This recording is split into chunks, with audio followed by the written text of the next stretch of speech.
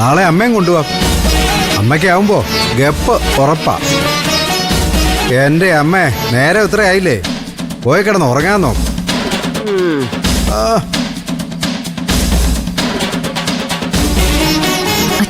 ഒന്നുമില്ല മോളെ, ജംഗ്ഷനിൽ നിന്ന് ഇങ്ങോട്ട് വണ്ടിയൊന്നും കിട്ടിയില്ല. നടന്നു, അതാ ഇങ്ങനെ വേർതിരിക്കുന്നത്. ക്ഷീണിച്ച് വന്നപ്പോൾ ഒരു ഗ്ലാസ് വെള്ളം എടുത്ത് കയറേണ്ടതിന് പകരം ചോദ്യം ചെയ്യലുമായിട്ട് വന്നിരിക്കുക. അത് അമ്മയുടെ വിഷമം കൊണ്ടല്ലേ അച്ഛാ?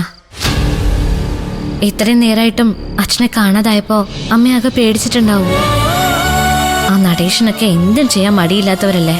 നടേശന്റെ മുമ്പിൽ നമുക്ക് തോക്കാൻ പറ്റുമോ മോളെ? നമുക്ക് ജീവിക്കണ്ടേ? ആ മോള് അച്ഛനെ കുടിക്കാൻ കുറച്ച് വെള്ളം എടുത്തിട്ടു.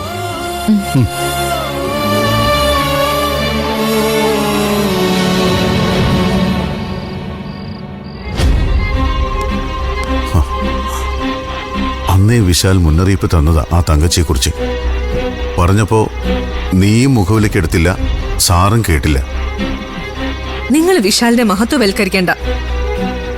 പക വീട്ടാൻ അവൻ ഏത് വഴിയും സ്വീകരിക്കും, ഏത് കള്ളക്കഥയും ഉണ്ടാക്കും. ആ തങ്കച്ചി അവനും തമ്മില് എന്തെങ്കിലും ബന്ധം കാണും.